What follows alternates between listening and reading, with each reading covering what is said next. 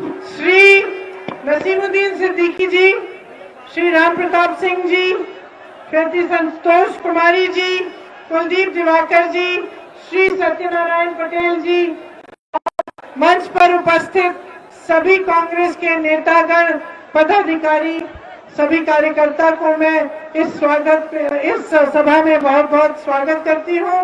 मेरी बहनों, मेरे भाइयों, आप सबको भी बहुत बहुत स्वागत। पीछे से आगे आ जाइए अगर सुनना है तो, बहुत लोग पीछे में। और मेरे जो किसान भाई बहन है यहाँ, ये सही है कि छुट्टे जानवर की बहुत बड़ी समस्या है यहाँ? आपको खाद मिल रही है समय पे? ये सही है कि जबकि आपकी जमीन उपजाऊ है, आपको अपने उपज का दाम नहीं मिलता? सही है। कितने का मिल रहा है अभी? गेहूं और धान के लिए कितना मिलता है आपको?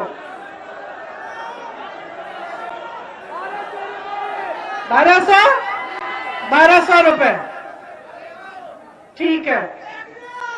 हाँ, 1000। चलिए, तो ये केस, अगर मैं ये कहूं कि सब मुश्किलों का सामना कर रहे हैं, चाहे वो किसान हो, बेरोजगार हो, महिलाएं हो, जो भी है, सब बहुत बड़ी बड़ी मुश्किलों का सामना और परेशानियों का सामना कर रहे हैं, तो ये सही बात होगी? सही है। अब मैं आपसे एक बात पूछना चाहती हूँ कि ये जब मुश्किलें आती हैं, महंगाई आती है, तो आपके घर में पूछती है कि किस धर्म के हैं आप? क्या महंगाई आती है और आपके घर पे खटखटा के पूछती है कि भाई तुम हिंदू हो या मुसलमान हो? क्या बेरोजगारी पूछती है कि तुम किस जाति के हो, ब्राह्मण हो या दलित हो या किस वर्ग के हो? पूछती है बेरोजगारी? नहीं पूछती। जब छुट्टा जानवर आके आपका खेत चलता है तो पूछता है कि कौन से खेत का, भाई किस किसान का है ये खेत? अच्छा, इस धर्म का है, चलो मैं दूसरे खेत में जाके चलूंगा, है? पूछता है छुट्टा जानवर। तो राजनीतिक दल के नेता क्यों पूछ रहे हैं भैया? क्यों पूछ रहे हैं? सोचिए, मजाक की बात नहीं है, ये गहरी बात है। क्योंकि जब विकास करना है तो सबका होगा कि नहीं होगा? कि एक वर्ग का विकास होगा? हो ही नहीं सकता। सड़क बनाओगे, क्या आप कहोगे कि लो इस धर्म के हो तो ये सड़क मत इस्तेमाल करो, उस धर्म के हो तो ये सड़क तुम्हारे लिए है? नहीं। सड़क बनाओगे तो सबके लिए बनाओगे, पानी की सुविधा होगी तो सबकी होगी। सही बात है। तो विकास, रोजगार होगा तो पूछना नहीं है कि कौन सा क्या है, सबके लिए रोजगार है। हाँ, आरक्षण है लेकिन सबके लिए रोजगार है, सबको मौका मिलेगा। सही बात है कि नहीं? तो राजनीतिक दल और उनके नेता आपके सामने जाति और धर्म की बात क्यों करते हैं? कभी सोचा है कि यूं ही आंख मूंद के दे देते हो वोट धर्म और जाति के आधार पर? मैं एक मोहल्ले में गई, वहां मैंने देखा कोई सड़क नहीं, टूटी फूटी सड़क, पानी नहीं। पूछा बिजली आती है? कहा दीदी नहीं आती। बिल भरते हो? बिल भरते हैं। अच्छा, विधायक कौन है? नाम लिया विधायक का। काम करता है? नहीं करता। वोट दोगे दोबारा? हाँ जी। वाह जी। तो मैंने पूछा क्यों? जी हम तो वोट अपने धर्म के आधार पर दे देते हैं हर बार।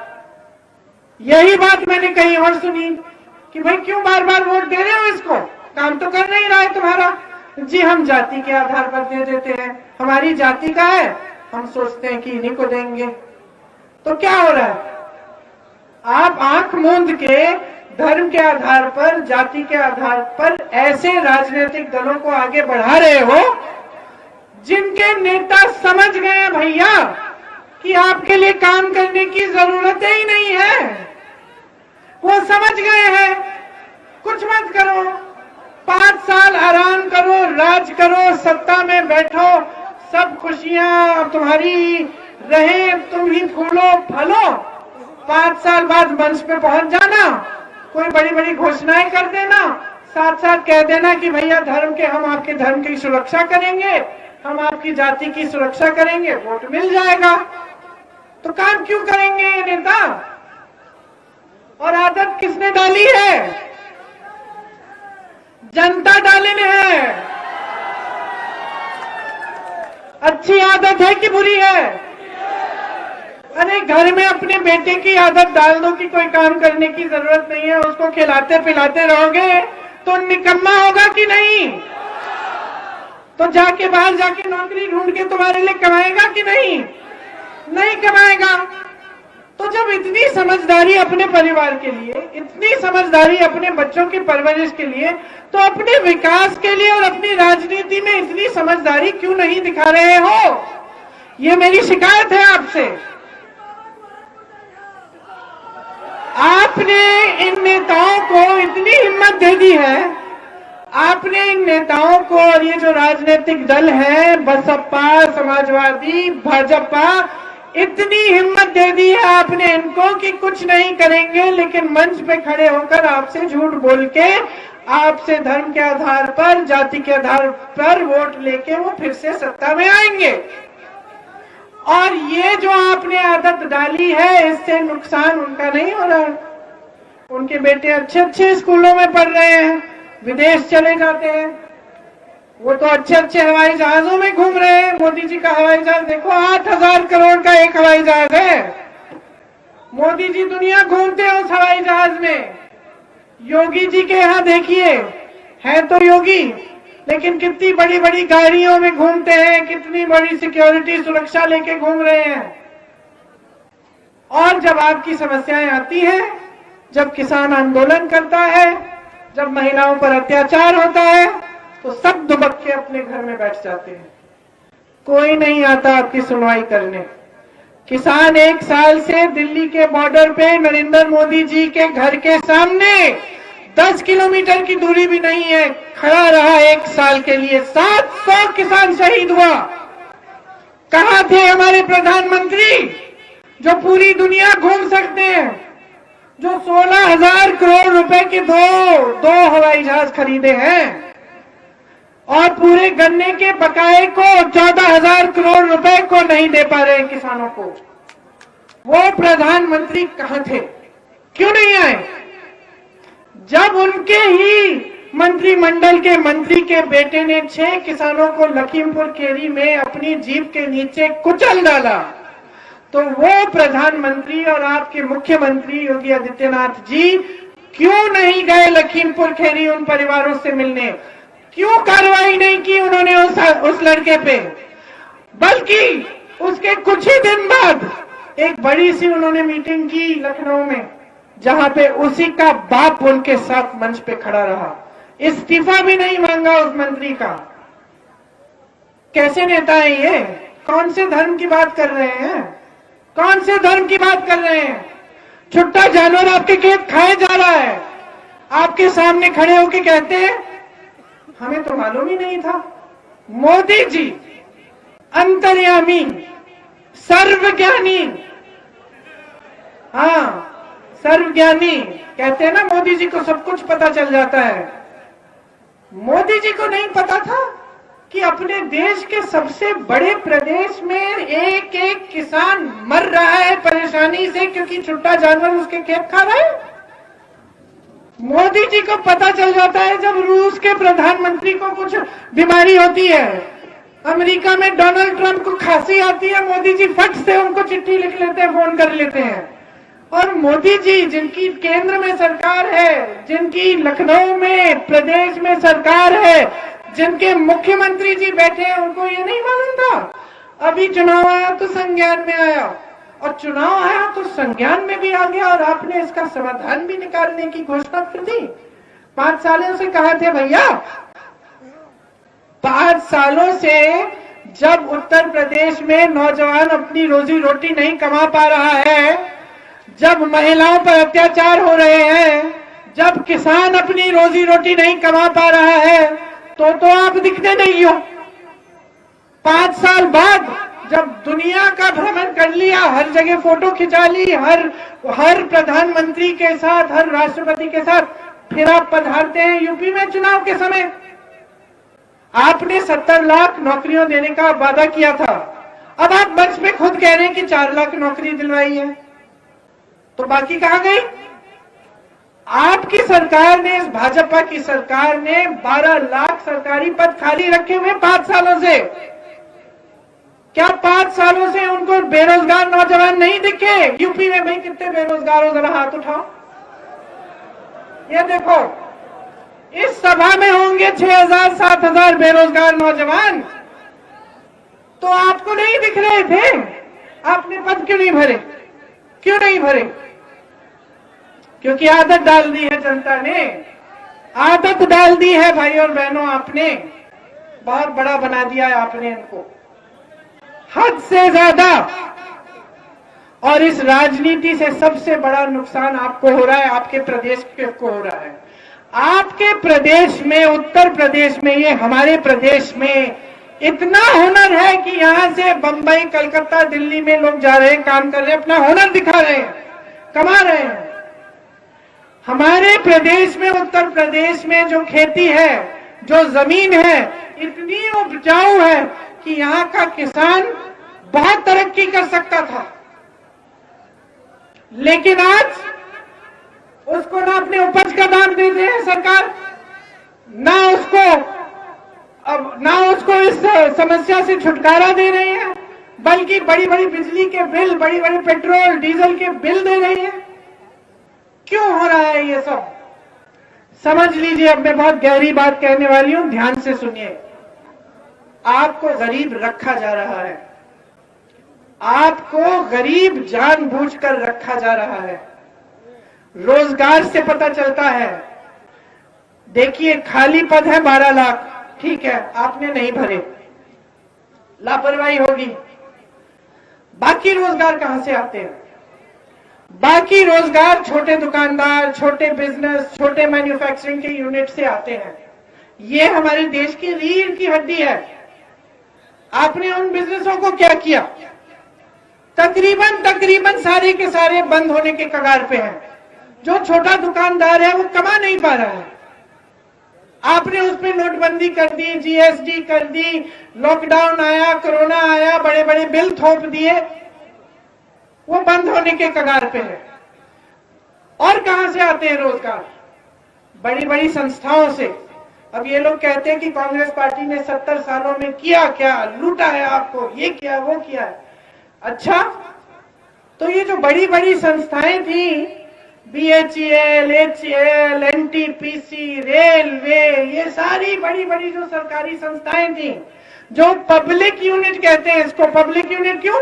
पब्लिक की संस्थाएं जो पब्लिक को रोजगार देती हैं, इनका क्या किया है इन्होंने? सब अपने बड़े बड़े उद्योगपति दोस्तों को बेच डाला। अरे, रेलवेज को बेच डालने की योजना बन रही है। तो जहां से रोजगार आना था 3 जगह से, सरकारी पद खाली, भरे नहीं, संस्थाएं, पब्लिक सेक्टर यूनिट बेच डाले, छोटे दुकानदार, छोटी मैन्युफैक्चरिंग के यूनिट, छोटे व्यापारी बंद होने के कगार पे। और आपकी हिम्मत की आप कह रहे हो कि हम रोजगार दिलवाएंगे? आपकी नीति ने तो सबको बर्बाद कर दिया है। आपकी नीतियां तो सिर्फ अमीरों के लिए, अपने बड़े बड़े उद्योगपति मित्रों के लिए बन रही है। ये किसान कानून क्या थे? ये किसान कानून, किसान की मेहनत, किसान की का खून पसीना, और कमाए कौन? उनके बड़े बड़े उद्योगपति। यही तो थे किसान के कानून। अच्छा, आपने आंदोलन किया, साल भर से तो ये निकले नहीं, चुनाव आने लगा, घबरा गए, कहा कि ये तो अब किसान तो अडिग है, हिल नहीं रहा है, कुछ तो करना पड़ेगा। माफी मांगी, रोए धोए, कानून वापस ले लिए। ये आपको राशन का बोरा देते हैं, बहने देते हैं कि नहीं? आपको तो मिल ही नहीं रहा है, कह रही हैं। लेकिन कुछ लोगों के घर राशन के बोरे भेजते हैं और कहते हैं कि खाता खोलिए, पैसे भेज देंगे। ठीक है, मैं इनसे पूछ रही हूं, प्रधानमंत्री श्री नरेंद्र मोदी जी, मुख्यमंत्री श्री योगी आदित्यनाथ जी, आप जब अगली बार आएंगे, उत्तर प्रदेश की जनता के सामने मंच पे खड़े होंगे, आप वचन दीजिए जनता को कि 10 मार्च के बाद ये राशन के बोरे आते रहेंगे। वचन दीजिए।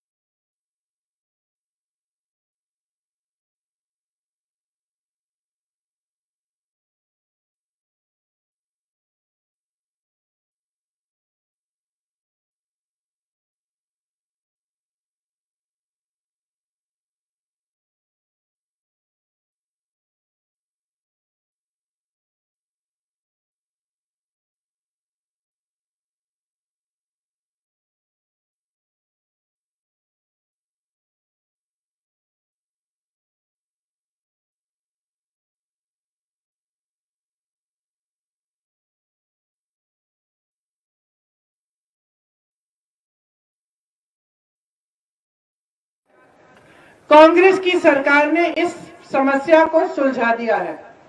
ये छत्तीसगढ़ में सबसे बड़ी समस्या थी। क्या किया सरकार ने? सरकार ने कहा कि आप अगर छुट्टे जानवर का देखभाल करोगे तो सरकार आपसे 2 रुपए किलो उस जानवर का गोबर खरीदेगी। अब हंसो आप कि गोबर खरीद के भैया सरकार क्या करेगी, लेकिन सुनिए, सरकार ने गोबर खरीद के स्वयं सहायता समूह में महिलाएं जो काम करती है ना, उनको दिया, उससे खाद बनवाई और फिर वो खाद उन समूह से खरीदी तो महिला का फायदा हुआ।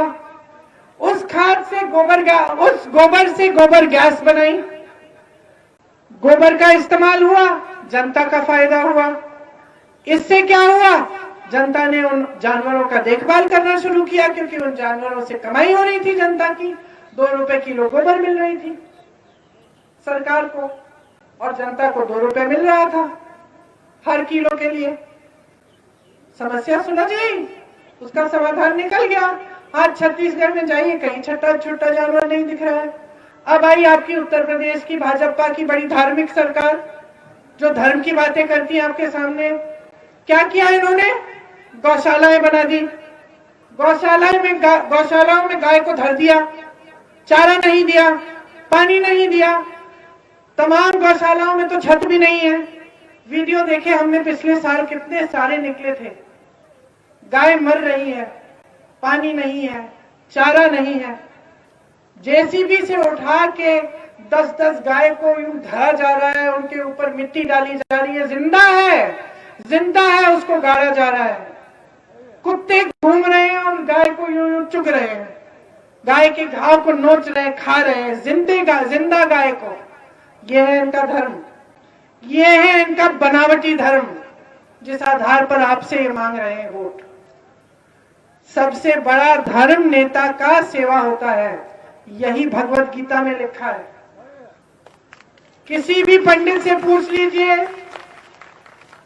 किसी भी ग्रंथ को पढ़ लीजिए, चाहे वो भगवत गीता हो, चाहे मुसलमानों से पूछिए कुरान शरीफ में क्या लिखा है, चाहे बौद्ध धर्म में पूछिए कि बुद्ध भगवान ने क्या कहा था, चाहे ईसाइयों से पूछिए कि उनके ईसा मसीह ने क्या कहा था। सबने एक ही चीज कही थी नेता के लिए, सबसे बड़ा धर्म आपका है सेवा, और इस धर्म को इस्तेमाल मत करो। सब धर्मों में लिखा है कि धर्म का दुरुपयोग नहीं करना चाहिए। ये धर्म का दुरुपयोग करके आपके सामने धर्म के आधार पर वोट मांग रहे हैं। समझ लीजिए, आपको गरीब रखने की साजिश है। आपका विकास कभी इस तरह की राजनीति से नहीं होगा। सिर्फ और सिर्फ इनके नेता विकास करते रहेंगे।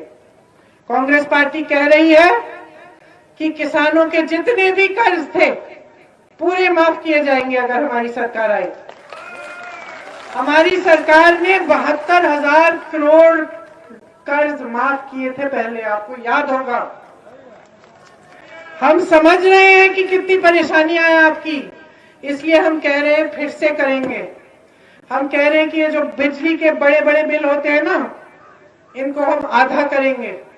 हम कह रहे हैं कि जो दुकानदार, जो छोटे व्यापारी कोरोना के समय बिजली के बिल भर रहे थे, बकाया है उनका, उस बकाये को हम साफ कर रहे हैं।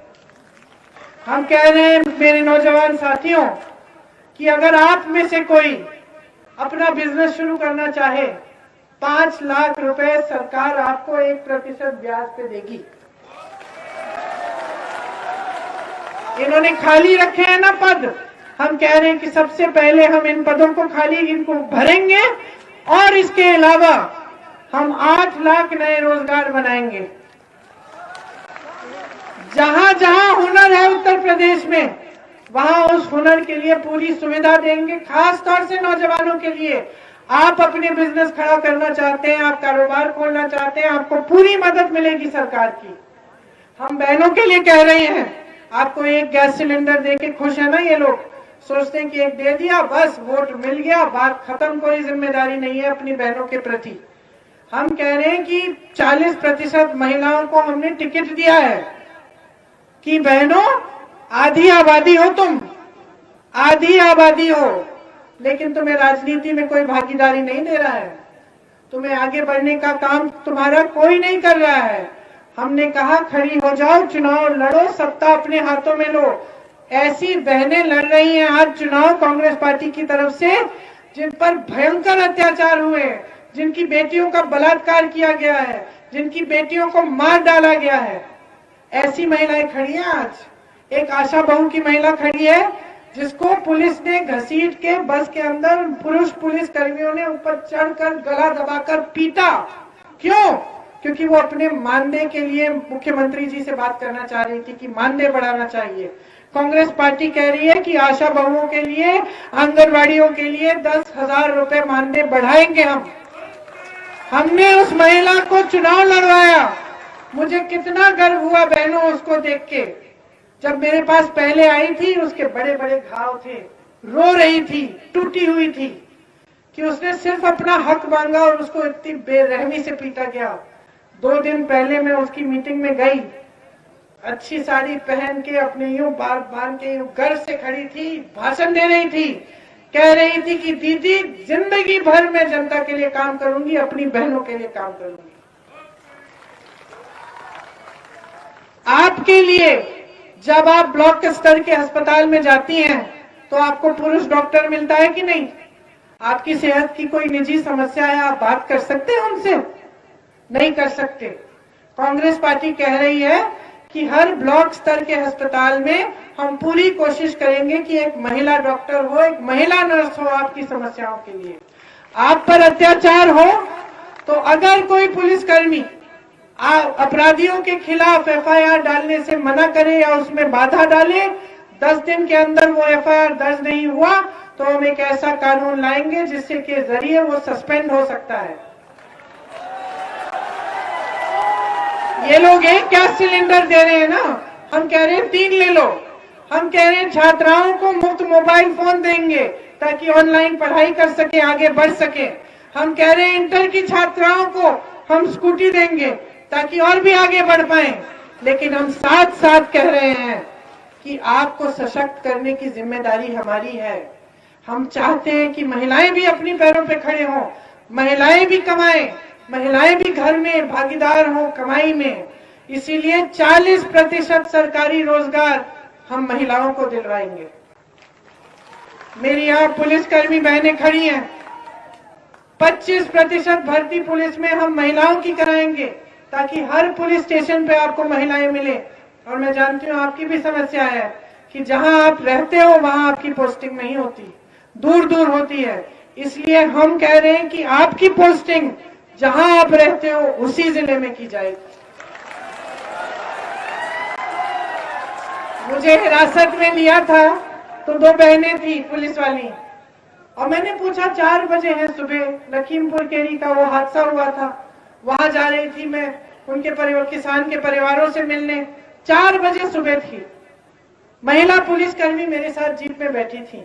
और जब मैंने पूछा कि आपकी पोस्ट, आप रहते कहाँ हो, इतनी दूर रह रही थी, 4 बजे सुबह सड़क पे खड़ी हुई थी मुझे हिरासत में लेने के लिए। मैं सोच रही थी कि किन परिस्थितियों में ये बेचारी काम कर रही है, कौन इनकी सुनवाई कर रहा है। उसी तरह से चाहे नौजवान की, चाहे महिलाओं की, चाहे किसान की, चाहे किसी की भी, आज इस प्रदेश में, देश में किसी गरीब की, किसी मिडिल क्लास के इंसान की सुनवाई नहीं है। इन परिस्थितियों को हमें बदलना है और इन परिस्थितियों को बदलने के लिए आप सबको बहुत जागरूक होना पड़ेगा। बहुत हो गया है ये धर्म और जाति के आधार पर राजनीति इस प्रदेश में दशकों से चल रही है और इससे आपका कुछ फायदा नहीं हुआ। अगर आपका फायदा होना था तो देश का सबसे बड़ा प्रदेश, सबसे ज्यादा नौजवान इस प्रदेश में, सबसे ज्यादा हुनर इस प्रदेश में, तो ये देश का सबसे बड़ा, सबसे योग्य प्रदेश आगे क्यों नहीं बढ़ा? ये विकसित क्यों नहीं हुआ? यहाँ के लोग अमीर क्यों नहीं हो रहे हैं, गरीब क्यों होते चले जा रहे हैं? क्योंकि आपके हित में कोई काम नहीं करना चाहता, सिर्फ अपने हित में आपका इस्तेमाल किया जा रहा है। तो ये सब बातें कहने के लिए मैं यहाँ आई अब चुनाव है, सोच समझ के ये वोट डालिए, इसको व्यर्थ मत करिए। ये वोट आपके पक्ष में जाना चाहिए, आपके पक्ष में।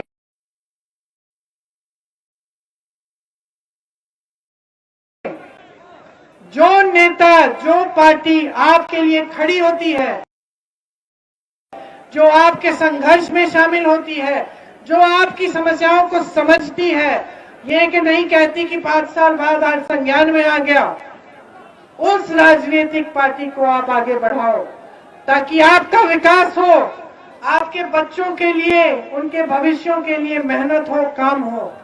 आप मेहनत से बच्चों को बड़ा करते हो, खेती में काम करते हो, अपनी दुकानों में काम करते हो, मजदूरी करते हो, किस लिए? ताकि आपके बच्चे एक बड़े राशन पर निर्भर हो, कि बड़े होकर उनका भविष्य बने, कमाए, रोजगार मिले। तो आप अब इस बार एक ऐसी सरकार को बनाओ जो आपको रोजगार दिलवाए, जो आपके प्रदेश को विकसित करे, जो आपका हक आपके हाथों में दे। और ये सरकार सिर्फ और सिर्फ कांग्रेस पार्टी दे सकती है आपको। कांग्रेस पार्टी के नेता इस देश के लिए शहीद हुए। इस देश की आजादी की लड़ाई कांग्रेस पार्टी ने लड़ी किस लिए? ताकि आप सब आजाद हो, ताकि आप सब आजाद हो। आज आप आजाद नहीं हो। जब तक आप गरीब रहोगे, जब तक आप आत्मनिर्भर नहीं होगे, तब तक आप आजाद नहीं होगे। तब तक आपको ऐसे राजनीतिक दल गुलाम बनाए जाएंगे ताकि वो अपना स्वार्थ साध पाए। ये बात समझ लो। आपको अपनी आजादी चाहिए तो आपको कमाना पड़ेगा। आपको कमाने के लिए आपको रोजगार देना पड़ेगा सरकार को। आपको कमाने के लिए मदद करनी पड़ेगी। आपके भविष्य को उज्जवल बनाने का काम करना पड़ेगा। और ये काम करने के लिए हम सब तैयार हैं। हम आपके लिए समर्पित हैं। दिन रात आपके लिए काम करेंगे। आप कांग्रेस पार्टी की सरकार एक बार बनाकर तो देखिए, एक बार बनाकर तो देखिए इस प्रदेश में, और देखिए कि कैसी तरक्की आती है। किसकी हिम्मत होगी आपके सामने ये सब कहने की कि उनको संज्ञान नहीं था आपकी समस्याओं का? किसी की हिम्मत नहीं होगी। आपकी समस्या आएगी, हम पहुंचेंगे, हम समझेंगे और हम उसको सुलझाएंगे। ये मेरा वादा है आपसे। आप सब यहाँ के प्रत्याशी को जिताकर यहाँ पर कांग्रेस का विधायक, प्रदेश में कांग्रेस की सरकार देकर अपने ही भविष्य को उज्जवल बनाएंगे। आप सबको बहुत बहुत धन्यवाद। बहुत ध्यान से मेरी बातें सुनी। बहनें, याद रखना बात को। भाइयों, आप भी याद रखना। चुनाव के समय जब वोट देने जाओगे आप, तो याद रखना कि मैंने क्या कहा है आपके सामने। ये वोट आपके लिए है और किसी के लिए नहीं है। अपने पक्ष में दीजिए इस वोट को। बहुत बहुत धन्यवाद। जय हिंद, जय हिंद, जय हिंद।